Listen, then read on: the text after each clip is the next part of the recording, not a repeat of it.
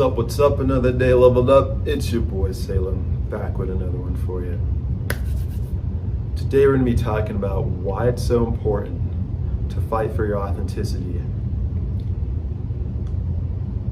Today's society breeds inauthenticity. I'm not sure if you guys are seeing it, but it is everywhere.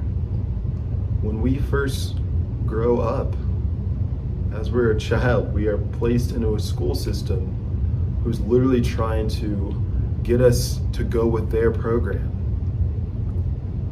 telling you when to sit, when you could speak, when you could go outside. We go to high school, we have to buy into that culture. We have to try to be popular by going outside of ourselves, and everyone else is trying to just figure themselves out, and no one really does, and the people that do no longer know themselves now, but that's a whole other topic. You then go to college and you try to buy into that culture. You may join a frat, you may join a sorority. Doing all this, going outside of yourself to be accepted.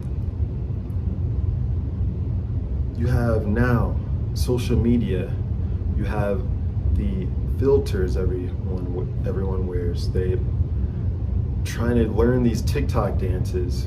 Someone makes up a dance and everyone else is trying to copy and try to be the best copy, but no one ever wins. But the people that do are the people that do it in an authentic way. I'm sure you guys are familiar with the guy Dogface, the Hispanic guy who has the head tat, who's drinking cranberry juice on a skateboard on the highway, or listening to Fleetwood Mac.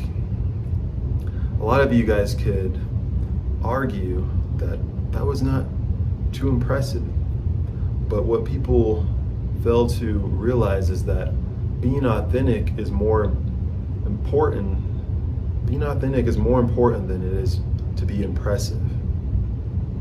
A lot of the things that he's done till this day, and that he's still doing, you could argue that it's not that impressive. But what is truly impressive is his ability to stay authentic to himself and consistently show up and do the same thing, be himself wherever he goes.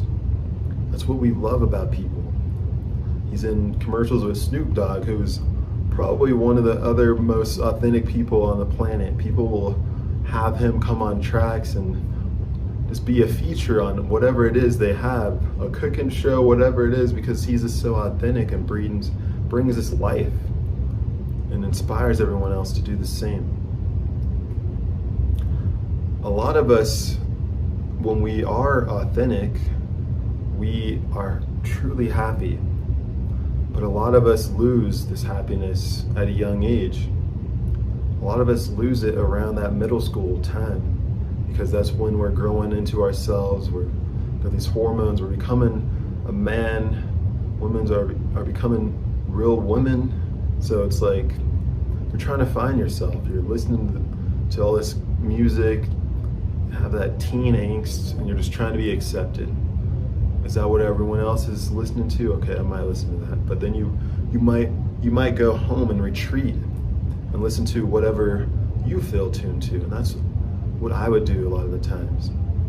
I wasn't too happy growing up. I grew up in a small town of Pueblo, Colorado.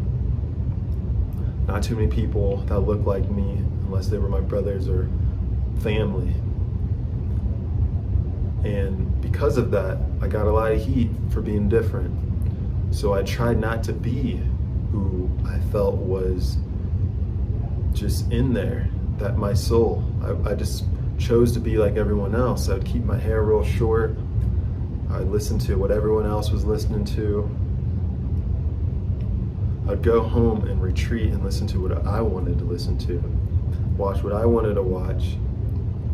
It was a hard time, but I found myself. I knew myself because I didn't get too swept up into what everyone else liked. But I got a lot of heat for it because I just tried to do things how I like to do it.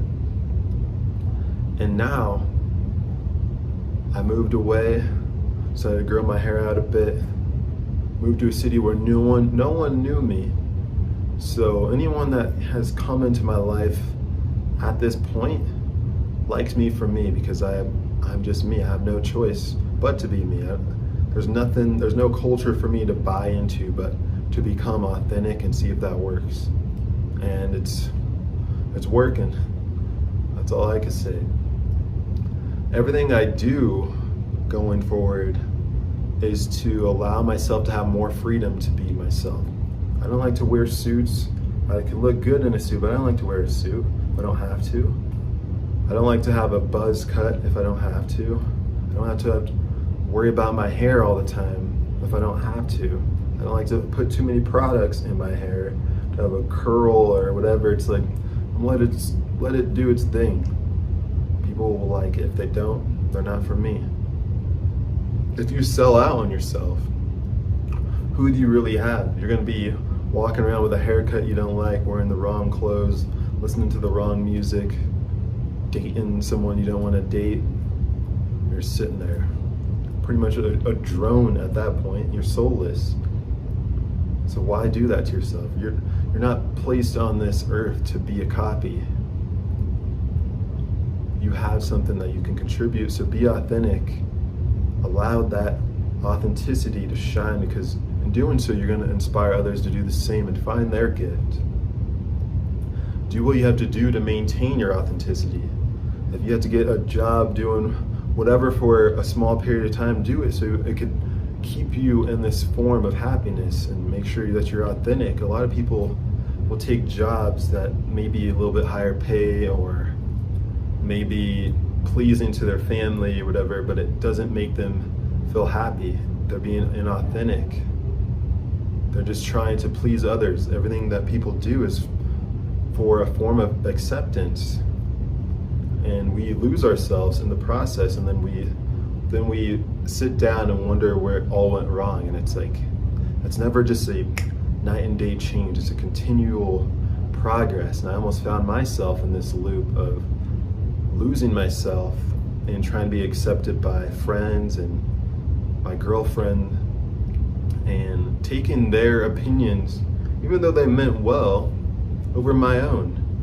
And I had to sit down and be like, what is going on? Why am I struggling? Why am I so outside of myself? And it's like, you're not doing what you were doing before all of that came. So what do you expect is going to happen? You are no longer yourself. You might as well have a whole other haircut, wearing some whole other clothes at this point.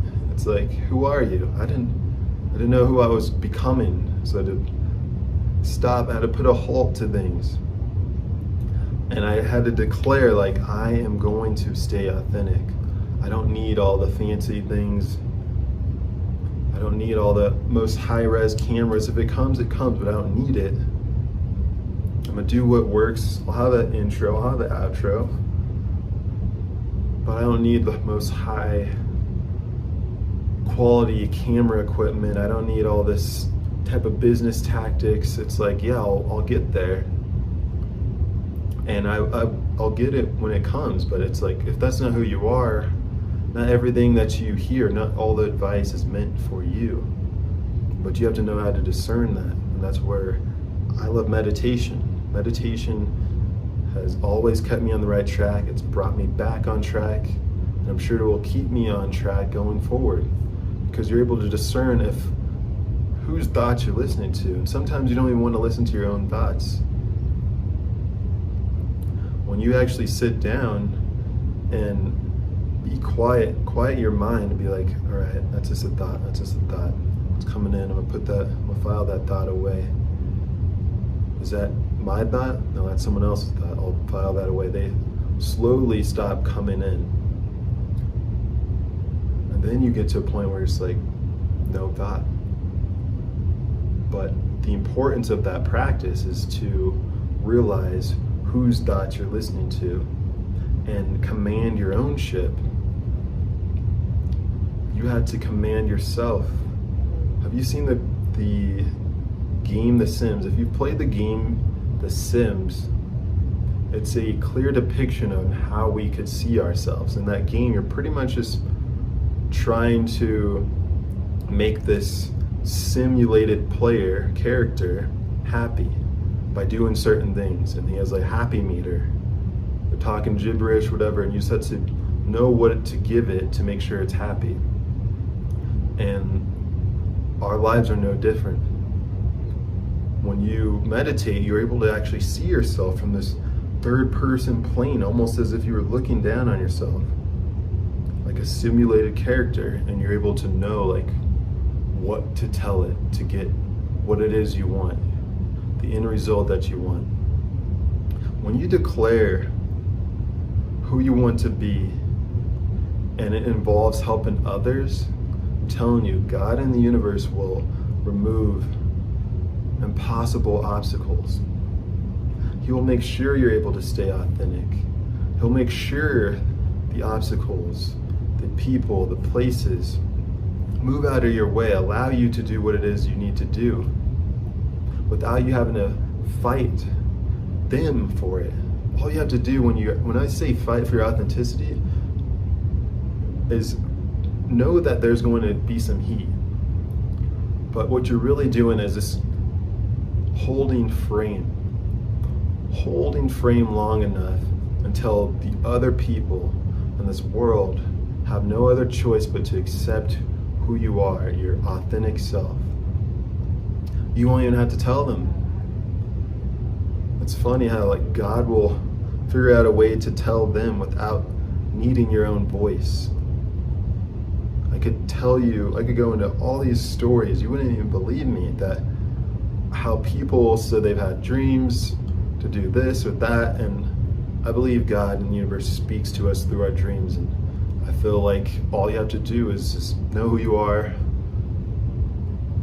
declare who you're going to be, and if that's helping others, just watch the obstacles fall to the wayside, I'm telling you. But if any of this struck a chord, I want you to come back, continue to come back for more authentic motivation. And if you feel that you need more help personally, if you need to be held accountable, go below, book a session with me. I'd be more than willing to help you. And just know, going forward, that we're keeping this simple. We're going back to basics. I'm happy to be back where I am authentic, being authentic for myself and for you guys most importantly. And to close, just know that a belief may be comforting, but only the true experience can be liberating. Grant yourself permission to level up. Until next time, it's your boy Salem. I'm out.